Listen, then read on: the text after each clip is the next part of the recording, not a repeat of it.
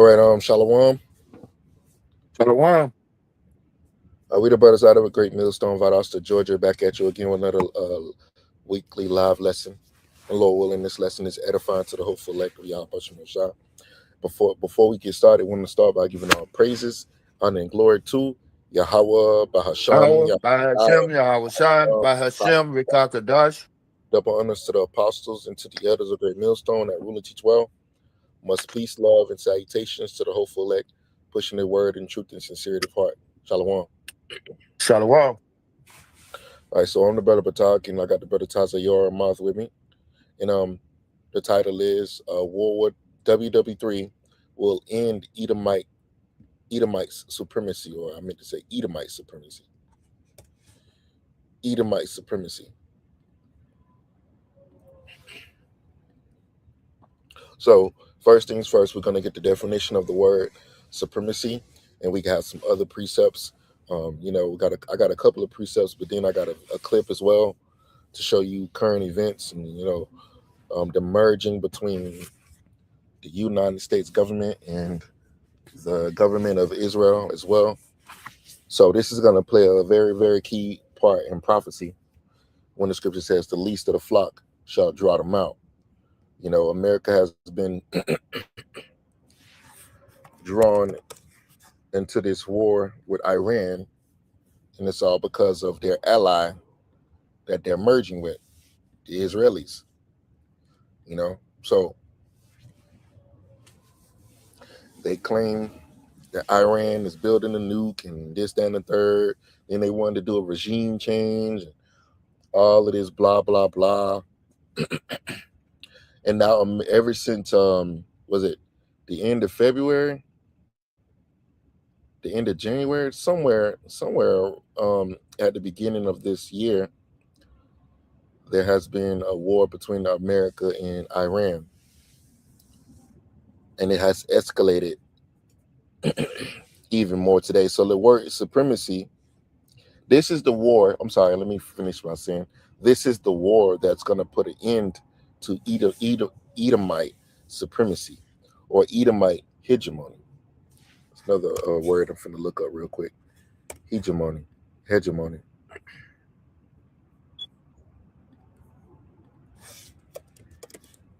So these things must be. These things must happen. You know, America must get drawn into this war for it to be destroyed. You know, because this is Most High's will. He has proposed to overthrow Babylon. You want to say something, bro? I was thinking we went in Wednesday night, me and the brother, Thon about his prophecies, the prophecies got the Most High, if he said it, it's going to happen. It's Right. already predestined. Yeah. So these things are happening for a reason.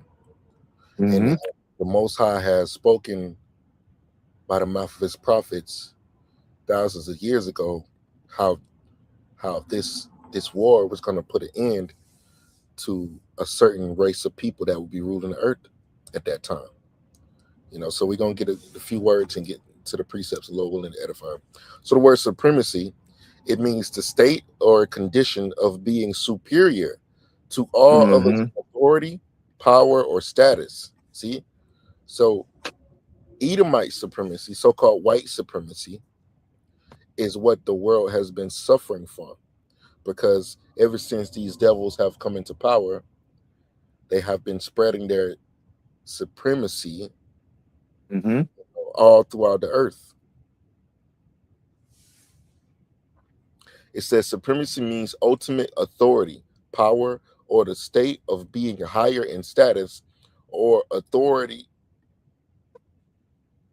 than others. See? So Esau, which that's his real names, you know, these so-called white people there's white I'm sorry. The term white people was created in Virginia in the 1600s. That is not your real biblical identity. Your biblical biblical identity is the nation of Edom. And you know the scriptures tell us very clearly that the earth is given into the hands of the wicked. You got it, bro. This is the book of Job, chapter 9, verse 24. The earth is given into the hand of the wicked. He covered the faces of the judges thereof. Right. If So the not, earth, I'm sorry. You got it. if not, where and who is he? See? So the earth is given into the hands of the wicked, Mm-hmm. to the power of the wicked. You see? So it's not by coincidence that these devils are ruling the earth the way they are. They're doing that because it was set up for them to do that as well, you know? Hold on, let me see.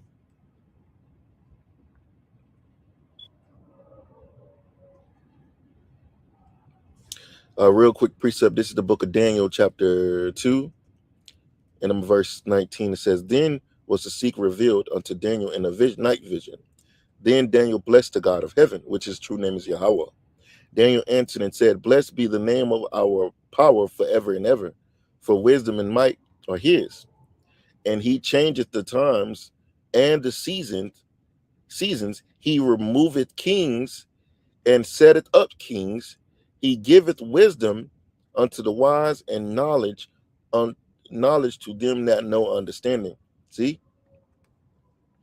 So I wanted to bring out this precept because it says he removeth kings and setteth up kings. Kings do what? Kings rule over people, right? Right. And kings ultimately be having kingdoms. So Esau is the modern, he's the king. Just give you some proof right here. There's only one person on this earth that really calls himself a king. And who is it? King Charles. See? So there's many different examples to show you that these devils these Edomites are in power. You know?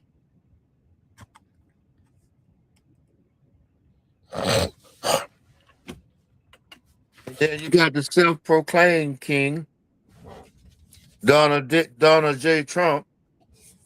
Yeah. So we understand that Esau, Edom, the so-called white man, we say so-called because that's not his real identity.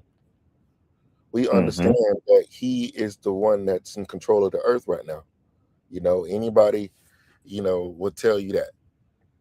You know, if you've been paying attention, you will understand that, the British colonized the world, and America colonized the current world. Let's see. Mainly America, but through America, they was able to set up their kingdom and then, branch out. Like the scripture says, I've seen the wicked. Here it is. Psalms 37 and 35. It says, I have seen the wicked in great power. See? And spreading himself like a green bay tree. I have seen the wicked in great power. See? So these devils, they have the power seat right now. They have the control. You got King Charles, Edomite, um, Babylon, America.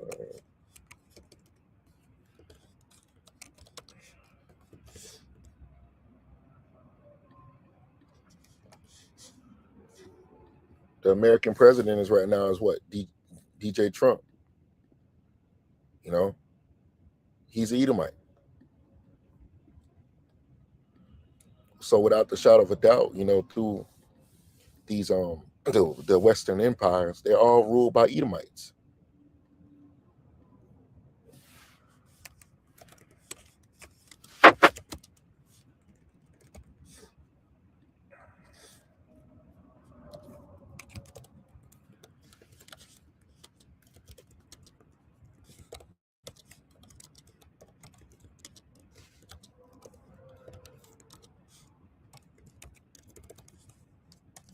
See what it says.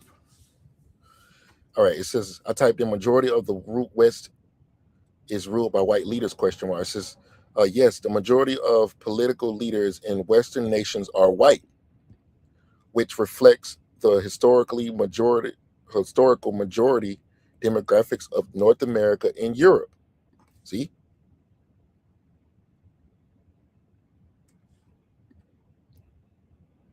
approximately 60% to 74% of the U.S. government is white, depending on whether you look at the federal civil workforce or elected members of Congress.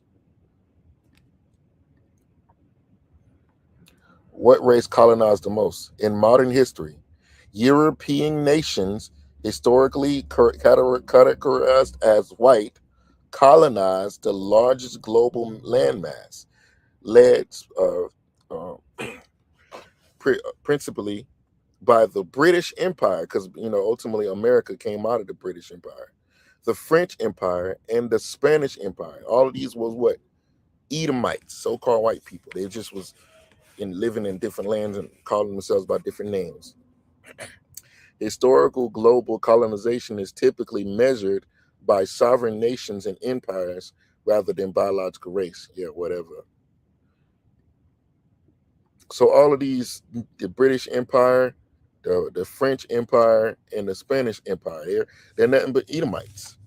It says major global powers. British Empire controlled roughly 24% of the Earth's total land area as at its peak in the early 20th century, holding territories across every time zone. The French Empire ruled over vast global regions spanning West and North Africa, Southeast Asia, and parts of the Americas, comprising over 30 major colonial territories. The Spanish Empire colonized huge portions of Central and South America, the Caribbean, and parts of North America from the 15th through the 19th centuries. See? So this is global Edomite colonization. So the scriptures tell you what? Let you read that again, Baba Kasha.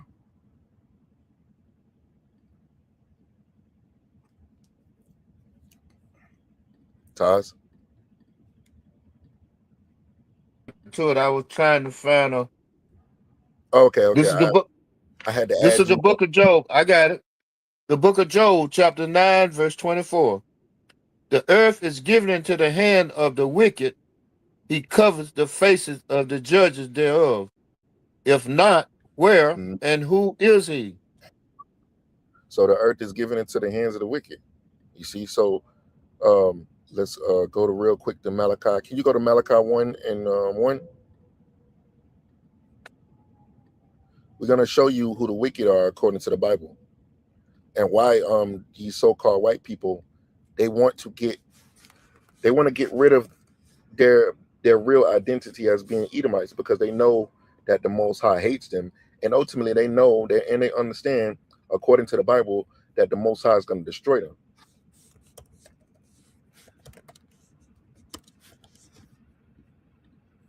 The book of Malachi, chapter 1, starting at verse 1.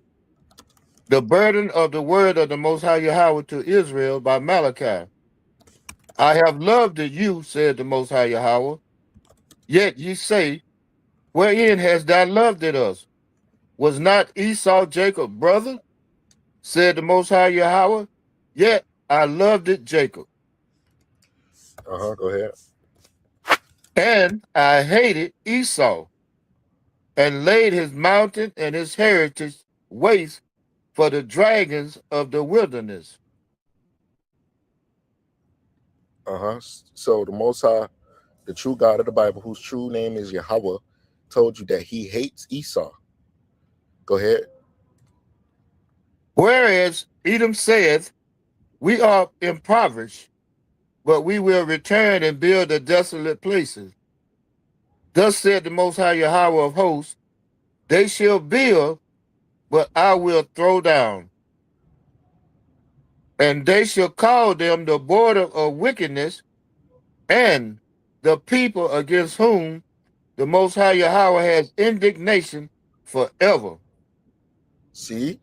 So they shall call them the border of wickedness. When you look up the word border, in the Hebrew word there is gabawal, gabawal, which means territory. So wherever they are, it's the territory of the wicked. So because Right. they are the wicked, and Mm-hmm. the Most High has indignation, which is righteous, justifiable anger against them forever. That's not going to change, you know.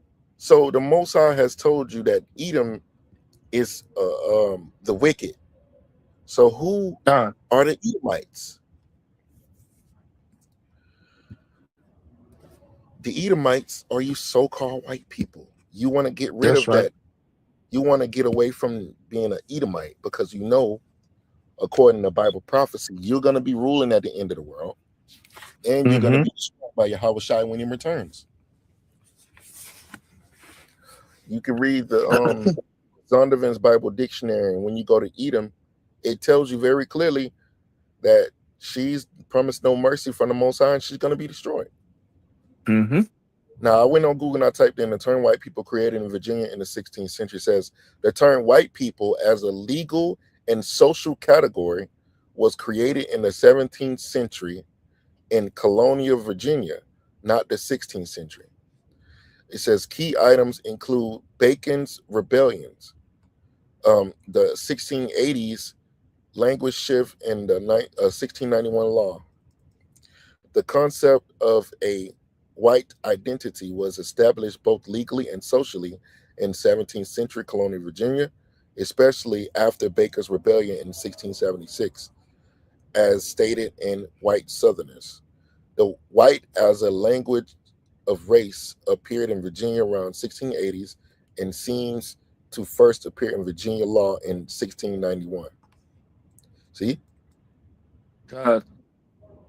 So the term white people was put onto them. Mm-hmm.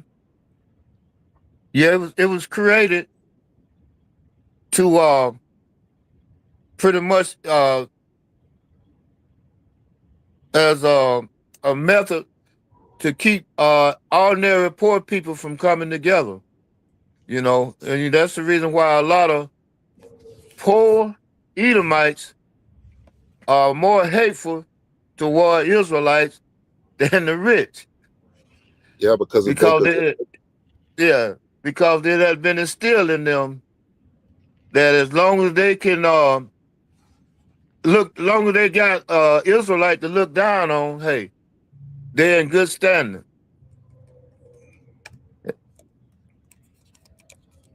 What it was said that if you teach a white man that he's better than the Negro or Israelite, that hey, you can pick his pocket and he'll never notice it.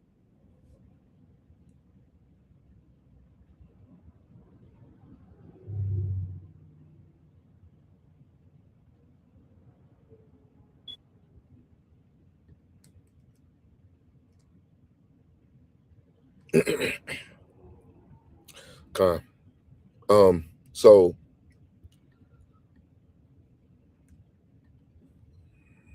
that term white people was created. That's not your real biblical identity. I remember something. Hold on. I wanted to read this. It says, when did the term white people start? It says the phrase white people first appeared in literature in 1613, entered colonial legal systems in the 17th century, and became a scientific category in the 18th century. But before these periods, Europeans identified themselves by their specific nationalities, kingdoms, Mm-hmm. or regions rather than broader racial skin color. See, so they wasn't calling themselves white people, before that time period. They was probably calling themselves by, Spaniards, or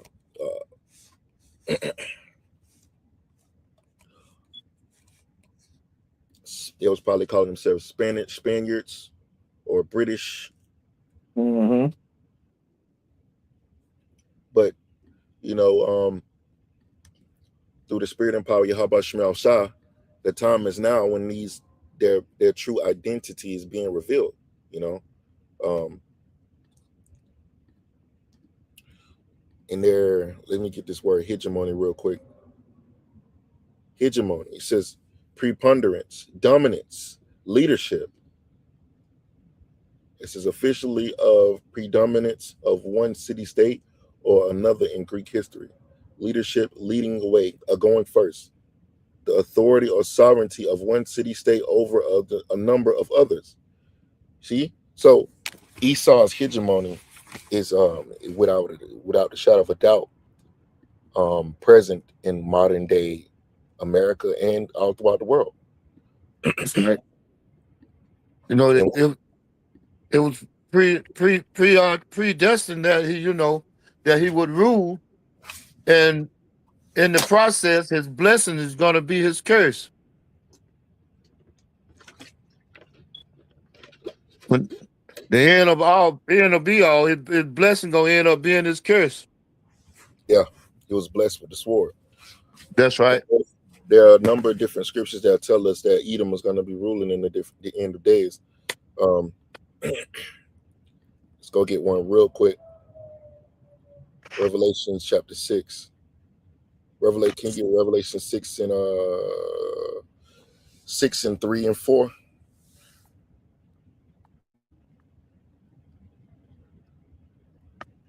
The book of Revelation, chapter 6, starting at verse 3. And and when he had look, and when he had opened the second seal, I heard the second beast say, "Come and see." And there went out another horse that was red, and power was given to him that sat thereon to take peace from the earth, and that they should kill one another. And there was given unto him a great sword.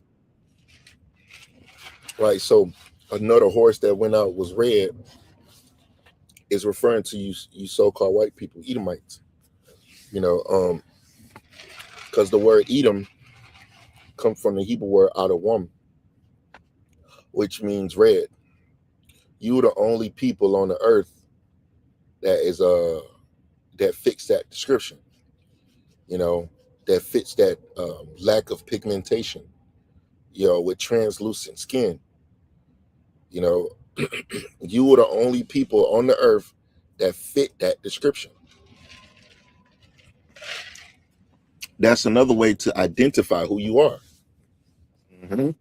because of your red skin, your lack of pigmentation.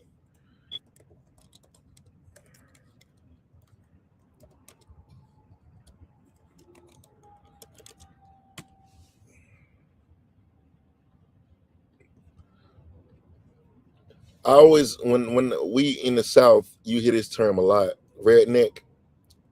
Oh yeah. It says a redneck is a slang term for a poor, rural, working class white person, especially in the Mm-hmm. Southern United States. While often used as an insult to suggest a lack of education or narrow minded views, some people use it with pride to mean they are hardworking. No, fuck. No, no, no, no. No, why? Where did it come from? Why do they call them rednecks?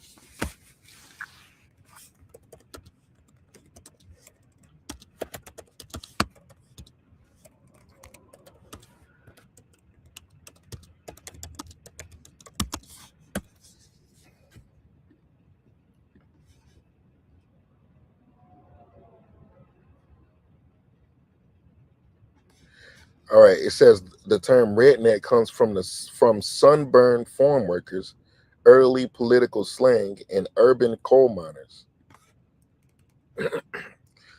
Southern sunburned farmers, outdoor work. The most common origin points to poor rural farmers and laborers in American South, working long hours bent over in fields, causing the backs of their necks to turn red from the hot sun. Mm. Let's see what's the images. There we go. Redneck. So who turns red from being in the sun? Because they have a lack of pigmentation. Oh yeah, skin cancer, sunburn.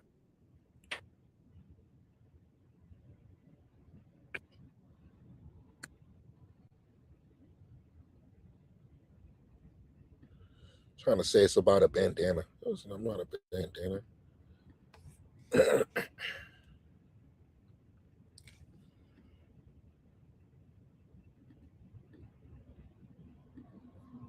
All right.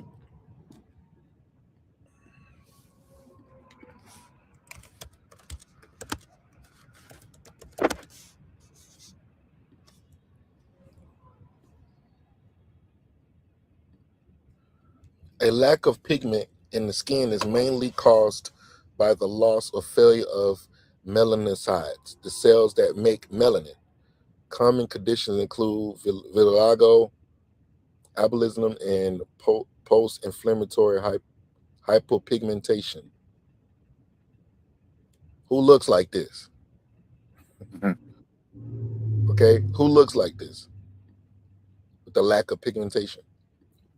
Pigment is important. Melanin is important. See, Gone, because we're under the sun.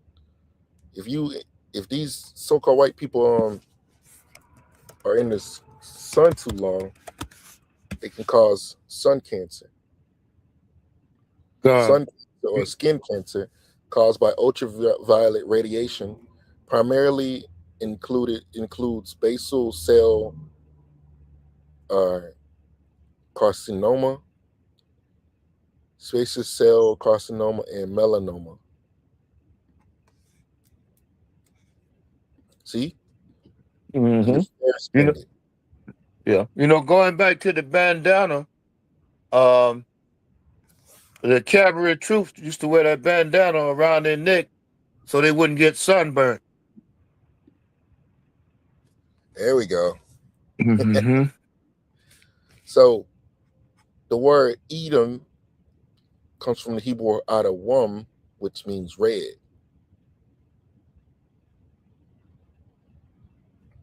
Now, when Esau came out, if I'm not mistaken, it said he was red all over. If I'm not mistaken, hold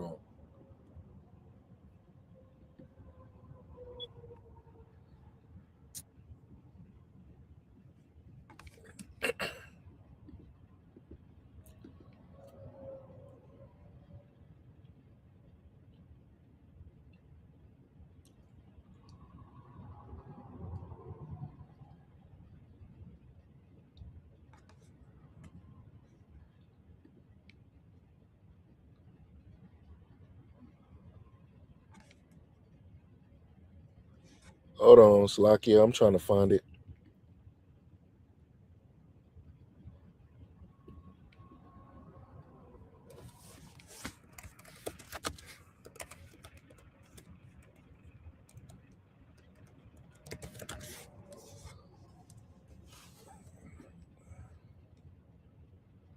Here it is.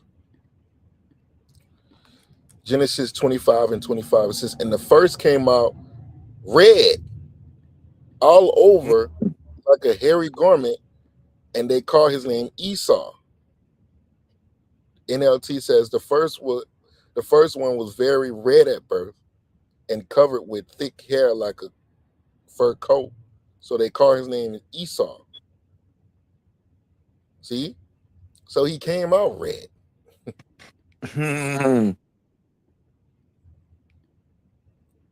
And his name is Esau, which means wasted away because he have the pigmentation. The Hebrew word there is adawam. Yeah, adawam. Yeah, like adawam. Yeah, yeah. Red of Esau as infant. Red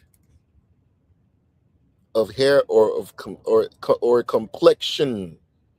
Complexion.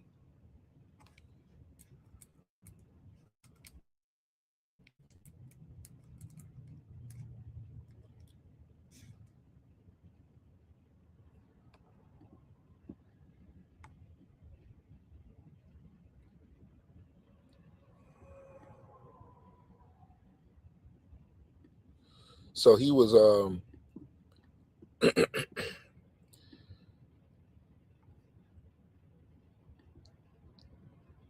a dumb, which means red. So Esau came out red, man. This is how they look, man. This is Esau in his natural state right here. Sunburned. Why? Because they're cursed. White people get sunburns easily because their skin has lower levels of melanin, the natural pigment that absorbs and blocks UV ultraviolet rays. Without enough melanin, UV radiation damages skin cells directly, causing inflammation, redness, and pain. That's a curse right there. To God. be living under something that literally hates you, or you can't literally live under or live in. So going back here to Revelation 6:2, and I saw and behold, wait, I'm sorry, verse 6:4, and there went out another horse. Horse represents power, because there was going to be an empire that was going to raise up in these last days that was going to rule over the earth. And Esau fits that very description. Ever since they had their renaissance, which means rebirth, they have come back into power. And when what happened when the British Empire and these different empires came up, they colonized. You see, power was given to him that sat there on to take peace from the earth. Didn't that not happen under these devils' authority? That's Didn't that another not? attribute. You got it. And there went out another horse that was red, and power was given to him that sat thereon to take peace from the earth, Mm, and that they should kill one another. And there was given unto him a great sword. mm. Yep. Going back to Esau's blessing. They're blessed with the sword. They're blessed with weapons. Mm-hmm. That's what their blessing is. So when they came into power, they what did they do? They colonized. They conquered the world. Mm-hmm. Mm. You had Cristobal Colon and the different Edomites under the different empires, the Spanish, the French, the British. The British, they colonized Yeah, America. that's right. And the native the natives gave them the name of long knives because of the sword. Mm.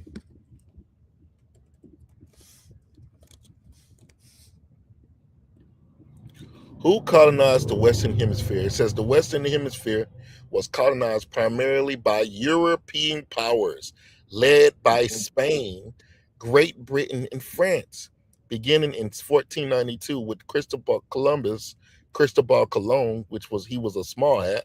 Nations from Europe explored, claimed, and settled the Americas, taking land from the native peoples, killing them. So when Esau came back into power around the time of the Renaissance, what did they do? They did exactly what Revelation 6 said they did. Took peace from the earth, colonized the world. Because you got to remember, John the Revelator, he was on the island of Patmos when he received these visions. And a lot of these visions was about end times, prophecies that was going to come in the end times. If you let's go back. Let's go to Revelations 1. You still in here? Yeah. See. Revelation 1. Yeah, I gotta find the precept. Yeah, Revelation 1:1. You got it. This is the book of Revelation, chapter 1, verse 1. The revelation of Yahweh Shah Hamashiach, which the Most High gave unto him, to show unto his servant things which must shortly come to pass. And he sent and signified it by his angel unto his servant John, who See, bear record. the things that must shortly come to pass. You know, and remember, he was on the island of Patmos when he received these visions. So that was like 2,000 years ago, some change. A lot of events have happened between now and then, but these prophecies were for the end times. An overwhelming majority of the prophecies and revelations was about the times that we're living in now. The RFID microchip, the coming of our Lord Yahushua, the nuclear destruction, World War III, World War I, World War II. Yeah, World War I, World War II, and World War III are mentioned in Revelations. Let me see what else. Um, America is mentioned. The different Edomite empires are mentioned. You read Revelations 13. It talks about the Greeks. If you know the breakdown, you know what it's talking about. The head of it was the head of a leopard, and the feet was the feet of a bear. I believe that's Revelation 13. The leopard is referring to the Greeks because that's when the Edomite power structure actually started.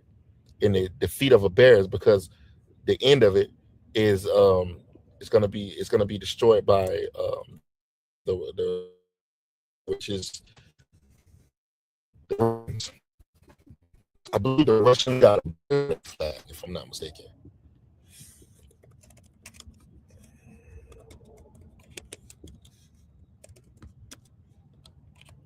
I think they're supposed to have I think they have a bear on their flag.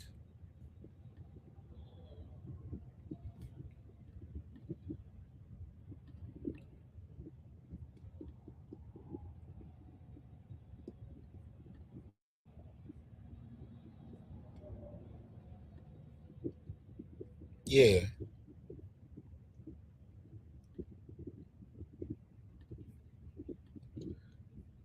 I believe the bear is the symbol of Russia. Symbol.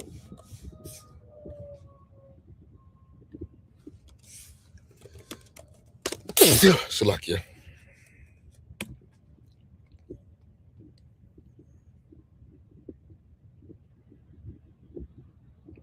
It says the Eurasian brown bear is the unofficial national animal and a historic political symbol of Russia, representing strength, power, and the vast wilderness of the country. See? God. Yeah. And them Russian Edomites is a new breed, man. They even be wrestling bells.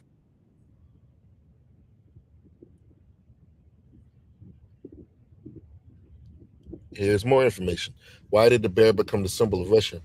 The brown bear became a symbol of Russia due to the mix of ancient Slavic folklore, Western political cartoons, and country's vast wilderness. Blah blah blah. You get the point because it tells you that Revelations 13 is the feet of a bear, which represents the end of it. So the bear is going to end it, put an end to it. Here it is. Revelations 13:2. And the beast which I saw was like unto a leopard. The leopard represents the Greeks.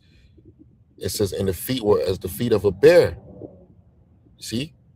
So the feet of the bear is referring to the end of it. So that's going to be the end of America. Russia ultimately is going to put an end to this place.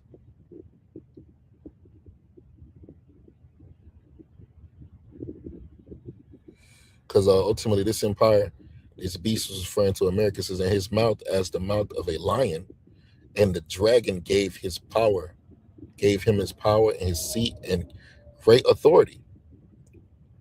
This is referring to the revival of the Roman power system, and it's all through America, because America, the Roman Empire is that dragon, and America is the extension of the Roman Empire. It says in verse 3, it says, and I saw one of his heads as it were wounded unto death, and his deadly wound was healed, and all the world wondered after the beast. So what is that talking about? That dragon is referring to the Roman Empire.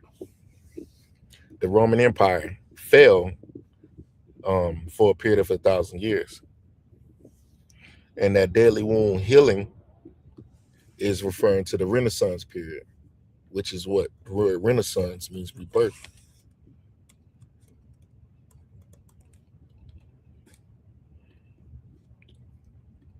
The Renaissance was a cultural and historical period in Europe spanning roughly from the 14th century to the 17th, marked by a rebirth of art, classical learning, and humanism. No, it's the rebirth of Edomites.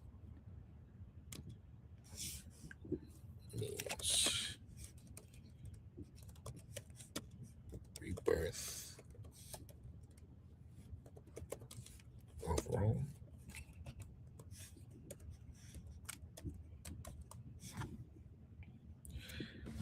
It says yes. Renaissance means rebirth of Rome? Question mark. That's what I typed in. As y'all can see, yes, but more broadly. The word Renaissance means rebirth in French and is refers to the revival of art, learning, and culture of both ancient Rome and Greece. How do you get around that, brother? Mm. How do you get around that? Playing up on tables. It's plain. The Mm-hmm. Romans were Edomites and the Greeks were Edomites. So why would the Renaissance rebirth their culture, rebirth their learning? Because it's the same people.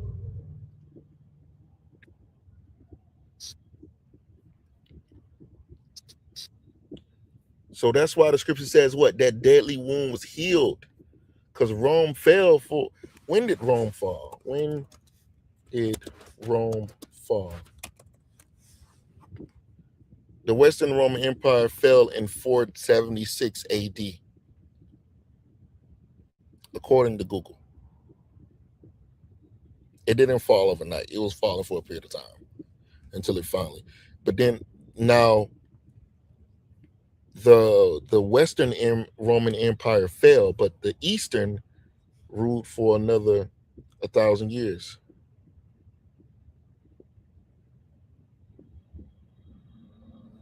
See, it tells you right here. Oh, actually, it's in the census.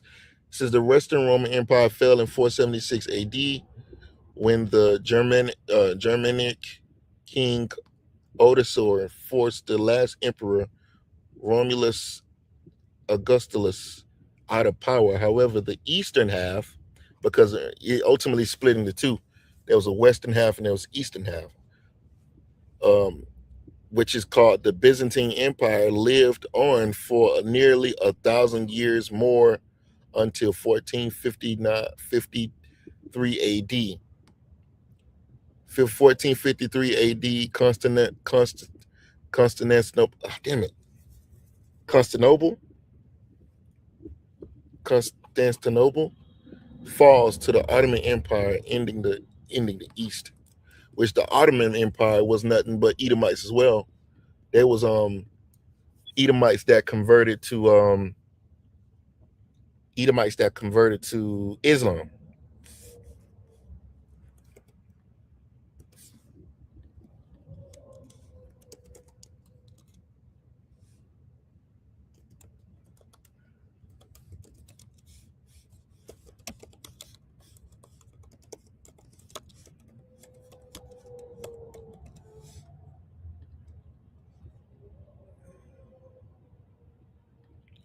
Hmm.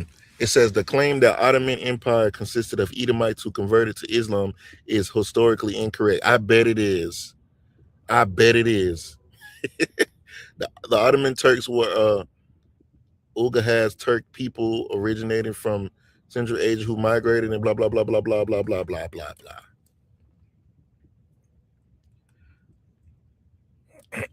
The Ottoman Empire, they was Edomites, man. Come on, bro. You can read the book the 13 Tribes, and it tells you about the Turks and how they wore clothes. They wore clothes until they disintegrated off of them, and how they ate bugs off each other. That's Edomites, man. Edomites, Turks. Look who's ruling Turkey today. Who rules Turkey today? Because I believe the Ottoman Empire came out of Turkey, if I'm not mistaken. Look, these are so-called white people, man.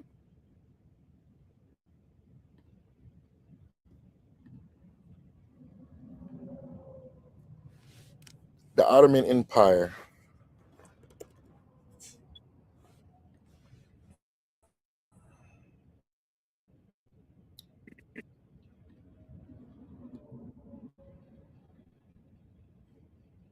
Ottoman Turks. These are Edomites, man.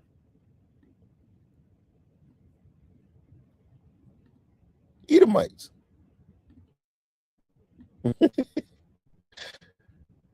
They fair. So ultimately, all of this plays in the part of what, you know, all of this is foreshadowing the end of Esau's hegemony, Esau's supremacy. And World War III is what's going to put the icing on the cake. Can you get Zechariah 3 and 8? Baba Kasha?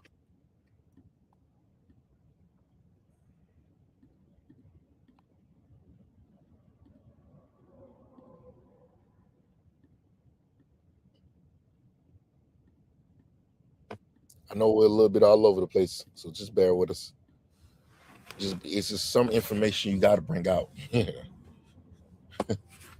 You got it, brother. This is the book of Zechariah, chapter 3, verse 8. Hear now, O Joshua, the high priest, Wait, wait, wait, thou, wait. Where you at? you say Where you at? Zechariah 3 and 8. No, Zephaniah. Zephaniah, oh, okay, my bad. You good?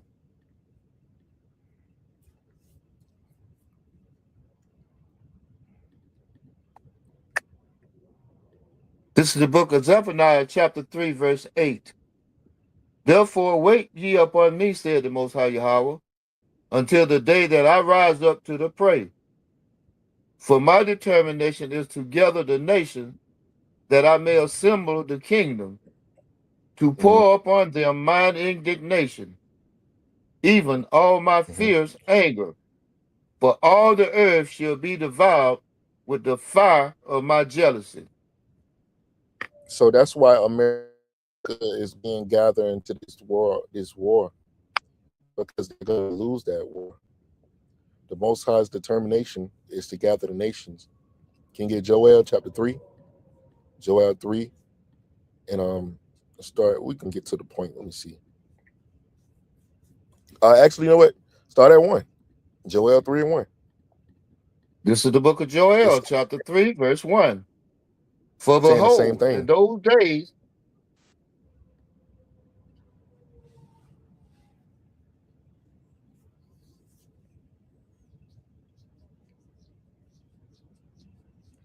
By the way, this is a prophecy that's going to happen in the end of days, in the last time. There's no evidence of this happening.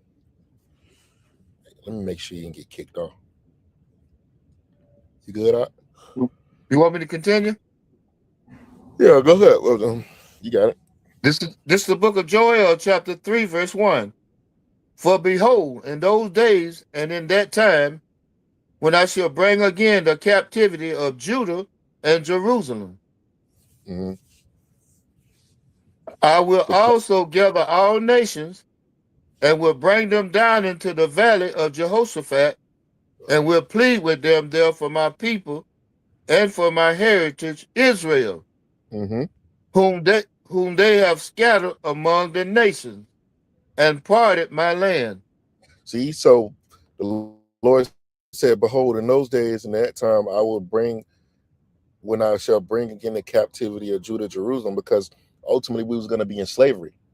When the Lord is saying, basically, when He restore us, when He get us out of this captivity, this is the things He's going to do. He's going to gather all nations and bring them down into the valley of Jehoshaphat. The word Jehoshaphat in Hebrew means Yahweh Shah, which means Yahweh judge, because the Lord is bringing these nations into the Middle East, the valley of Jehoshaphat, to judge them. See, you can read that again, Baba Kasha. This is the book of Joel, chapter 3, starting at verse 2.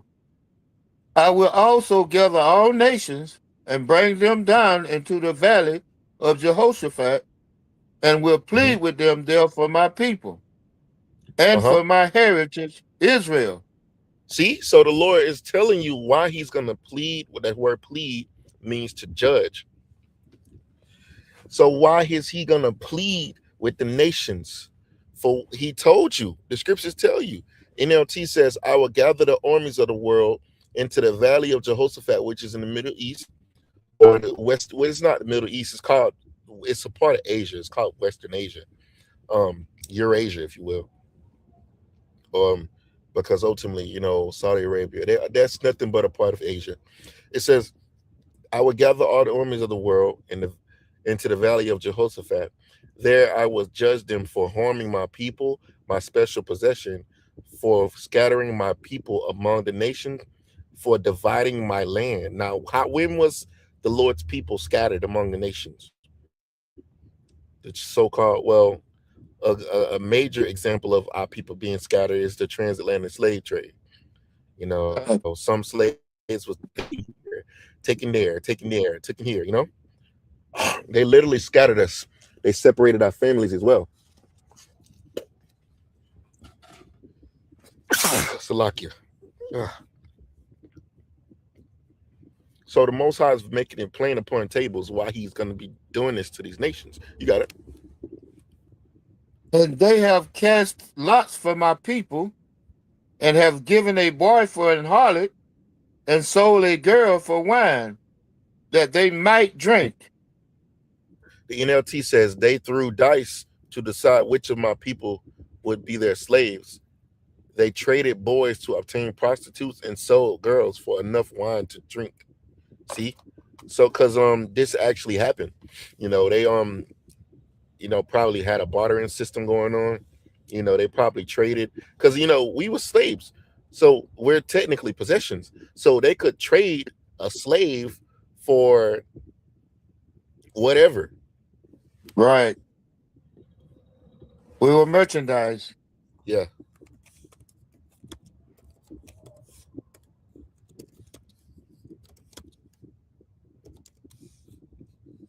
I believe we was traded for goods. It says yes, enslaved people were extensively traded for manufactured goods, commodities. Hold on. And raw materials throughout history, most notably the Atlantic slave trade as part of the Triangle Trade Network. European merchants sailed to the coast of Africa carrying ships filled with cargo, exchanging these items directly with local rulers and traders for human lives. And alcohol was a big part of that. Manufactured items, which is what firearms, gunpowder, metal bars, iron, brass, and hardware, textiles and currencies, cotton cloths, silk, earring shells, and decorative beads, and provisions and luxuries, alcohol, including rum and liquor, wine, and metal utensils. So we was literally traded for materials. Yep. It says the Uh, triangle trade process. You want to say something? I was going to mention the fact that 1610, what it was, 1610, 1619, when the first slaves came over here, them 20 slaves, they was traded for supplies, Mm, so they could continue going on their journey, and to get more slaves. yeah, it was a good trade for them. It was a good turnoff for them. Because Yeah. ultimately these free slaves, they was able to get a lot of wealth. I don't know if you've seen that video. I think we did a video on it. The accumulated wealth, the accumulated wealth that we made these devils. Guess what it is, brother? It's in the trillions, right? Yep, it's 24 trillion. Oh man. You know what? I was gonna play this video, but hey, the spirit don't flip. So let's get this one. Since I mentioned it, we gonna go to the video. The estimated accumulated wealth from slavery is right here. Copyright statute, copyright disclaimer under section 107 of the Copyright Act of 1976. Allowance is made for fair use for purposes such as criticism, comment, news reporting, teaching, scholarship, and research. Fair use is a use permitted by the copyright statute that might otherwise be infringing. Nonprofit, educational, or person tips the balance in favor of fair use. I know I know I was reading that fast. Forgive me, but you get the point. Just wanted to get through it real quickly. The untold story of American white supremacy. I mean, I just read about the Indian land grab, and I'm like, my gosh, man, good Lord. No wonder we don't want to teach the truth. No wonder we don't want to teach the truth. Because that means we've got to look people in the face and say our forefathers were the worst people in the history of mankind. That's why the Bible calls them the wicked. The things that they did. I'm sorry, that's why the Lord calls them the wicked. That manifest destiny, that kind of mentality has been atrocious. Dollar, and they estimate free labor that came from slavery. From free labor, and that's what it was. And they estimate that the amount of money that came from slavery was around $24 trillion. So now we see why these devils don't want to pay those reparations. Because you can't cover the tab, you motherfuckers. They can't cover that tab. You will bankrupt yourself trying to pay us all that money back, man. 24 trillion. That's the estimated accumulated of wealth that we were responsible for. So America doesn't have this much money. That's almost as much as the debt, isn't it? Yep. That's the spirit. I was just thinking about it. Damn. I think it's more than the debt. The debt is more than this. Yeah. Yeah, it's in 39 trillion now. You can't even pay this debt back.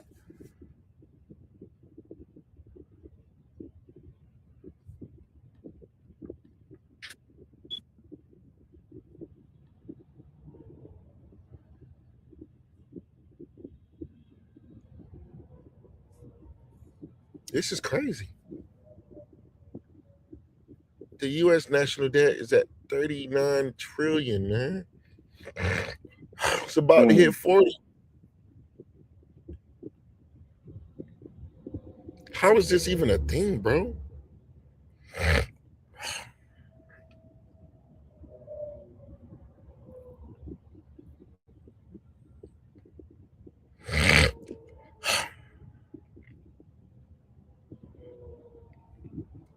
Interest on debt. Damn.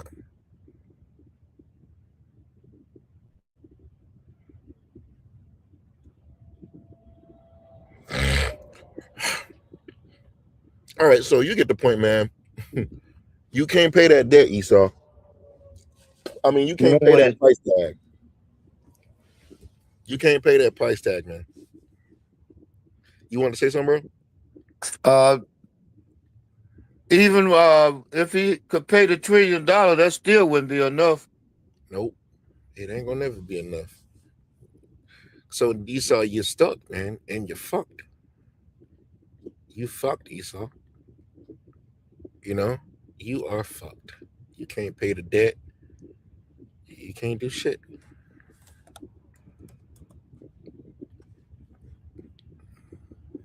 Let's pay some more. Money. The average person has a hard time grasping what $1 billion is. $1 trillion. Holy shit. And a lot of people don't want to admit the truth because a lot of people also are scared that what happens if we actually do have to maybe pay reparations. understand that everything, that beautiful capital in Washington, D.C., was built by slave labor. The majority of the churches in this country were built by slave labor. Yep, that's a fact. You can look it up on Google, all of the things that was created by slaves, that was built by slaves. So if we built all of this shit, man, you devils, man, y'all owe us. But y'all gonna pay up. Y'all don't want to pay up. Y'all not gonna pay up, but you will, because we gonna take the rich. I want to get this real quick. U.S. nears full withdrawal from bases in Iraq. Now, the United States has begun withdrawing its remaining military Fair forces use. who are stationed near the Erbil International Airport in Iraq's Kurdistan region. Now, this latest development comes as the 30th of September deadline of troop withdrawal comes closer. The date was finalized after talks with the Iraqi government. According to sources familiar with the withdrawal process, the drawdown began last week. They pulling forces from Iraq. Have you ever seen a product that transforms any ordinary space into a dreamy underwater world in just 1 second? Meet the Kamau Immersive Ocean Projector, the mood light that's taking the market by storm. The Iran-US war continues to rage on, and in the latest, Iran's military has said that it has launched drone strikes against US facilities at Kuwait's Ahmed al-Jaber Air Base in retaliation for the recent attacks on its Qasem Island. Now, the alleged drone strikes by Iran were part of its 27th phase of Operation Lightning that has targeted the US fighter jet shelters, satellite communication systems, and equipment depots. The Iranian military has added that the base not only hosts a large number of US air and reconnaissance missions, but also serves as one of the key air logistical hubs for the US forces in the region. And further, the IRGC has also released images of its attack on Jordan's Al-Azraq air base. The image published by the IRGC came after the US Central Command claimed that it had intercepted all Iranian missiles and that no aircraft or equipment at the base had sustained damage. The retaliatory missile strike by the IRGC on the Al-Azraq air base in Jordan came after the United States used the base to carry out deadly attacks on residential homes on Iran's Qasem Island. Now, the IRGC has claimed that the missile attack destroyed about 3 American F-35 fighter jets, heavily damaged 3 more, and killed several US military personnel, including officers and maintenance staff. Yep, so shit getting spicy, man. Niggas is dying. So it ain't a smart thing to be a part of the army right now, or the military at all, period. And then you got the draft. You got the draft to worry about. They finna send you right over there to that meat grinder. That's right. You're gonna come back a McDonald's Big Mac. You can finish Joel 3. You can read some more in there. We can close it out after this. This is the book of Joel, chapter 3, verse 4.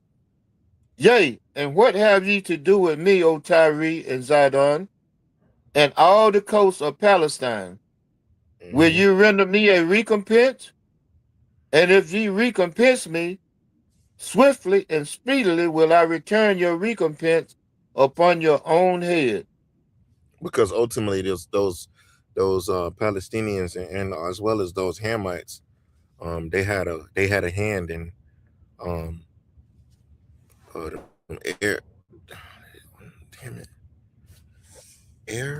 Arab slave trade. What it was called? The Trans-Sahara slave trade. Let me see.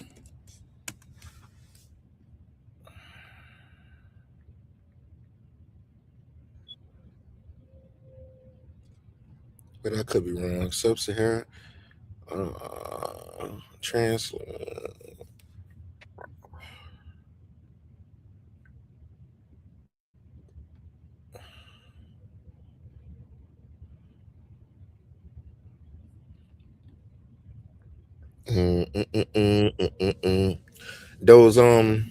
Those different Hamites and those Arabs, they had a big part.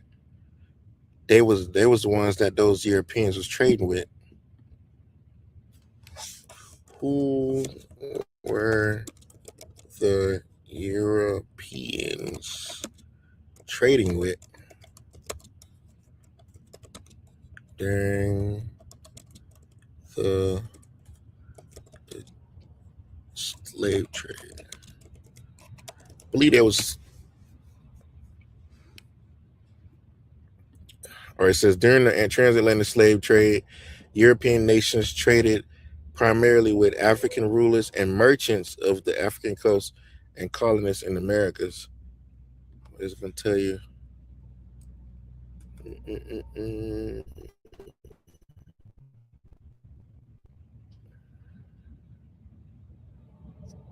They're trying to make it seem like it was only Africans, but it was those Ishmaelites as well.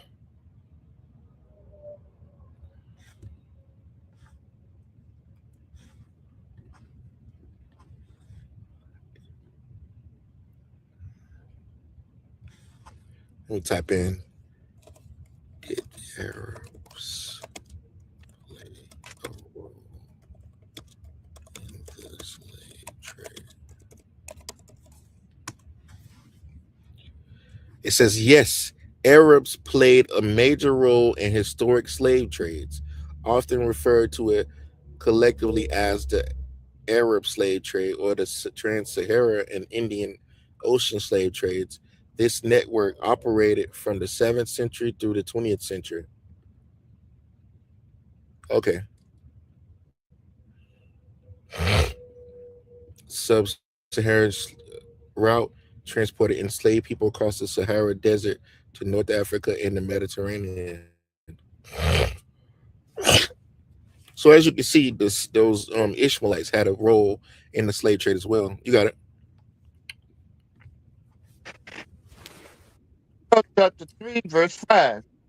Because ye have taken my silver and my gold, and have carried into your temple my goodly pleasant things. Go ahead. The children also of Judah and the children of Jerusalem have you sold unto the Grecians, that ye might remove them far from their borders. Which is talking about the Edomites. The Edomites is the one that lives in the land of Greek today, and and they was the Greeks themselves. You got it. Behold, I will raise them out of the place whither ye have sold them, and will return your recompense upon your own head. See, what is that? Payback. Go Mm-hmm. ahead. And I will sell your sons and your daughters into the hands of the children of Judah, and they shall sell them to the Sabines, to a people far off. For the Most High Yahweh has spoken it. So you're gonna be slaves. That's what that's telling you. You sold our daughters. Guess what? You're gonna be saved. You're gonna be sold. That's right. Gonna be Your slaves. family is gonna be separated. Yeah, you're gonna be a possession. Just Mm-hmm. like we. Go ahead. Proclaim ye this among the Gentiles. Prepare war. Wake up, the mighty men. Let all the men of war draw near. Go Let ahead. them come up. Go ahead. Beat your plowshares into swords, and your pruning hooks into spears. Right. Let the weak say, I am strong. That's these nations taking money and dumping into their militaries because it's time for war. These nations are beefing up their defense budgets to prepare for a war, man. They're creating more missiles, they're creating more products, they're creating more warships and submarines and things like that because they're preparing for war. That's the spirit that the Most High is putting on these nations. He's putting it in their mind. Get ready for war. As it say, beat your plowshares into swords and your pruning hooks into spears. Those are agricultural farming instruments. Farming and so they gonna instead of making manufacturing tractors and combines, they're gonna be manufacturing weapons, tanks tanks, and fighter jets, so to That's right. speak. Yep. You got it. Missiles, yeah, missiles and bombs.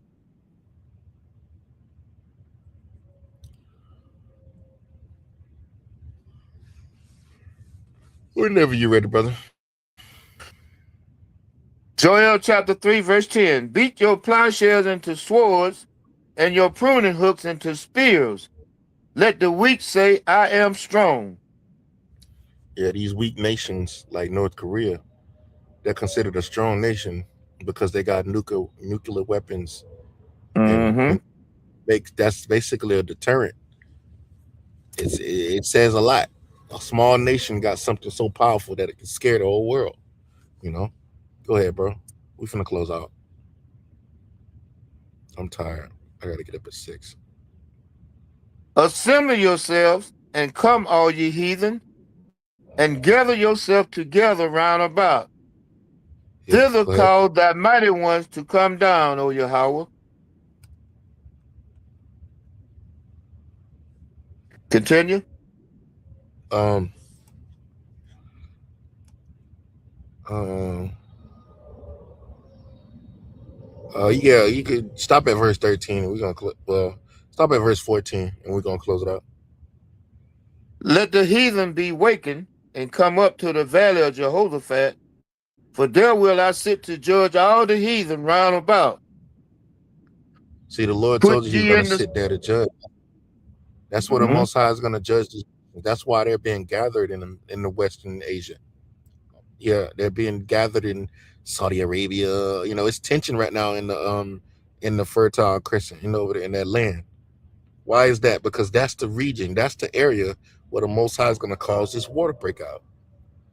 Shit, this is this is like when boxers they got to get in the ring. That's the ring. The Western Asia or so-called Middle East. That's the ring where the Lord's gonna gather these boxers together and they're gonna duke it out. You got it. To the book of Joel, chapter 3, verse 13. Put ye in the sickle, for the harvest is ripe. Hmm. Come, get you down, for the press is full. The fats overflow, for their wickedness is great. Yeah, it's talking about the heart. Putting the sickles used to harvest the plants that are ready. And the Most High is saying, look, it's the time. It's the time for judgment, because Matthew tells you about the harvest is the world, and I'm sorry, Mhm. the field is the world, and the harvest is the end of the world, and things like that. It's parabolic for the Most High executing judgment at the end, in the last time, in the end days, in the times we're living in now. You know, the sickle is like a forming tool, if you will, used to cut.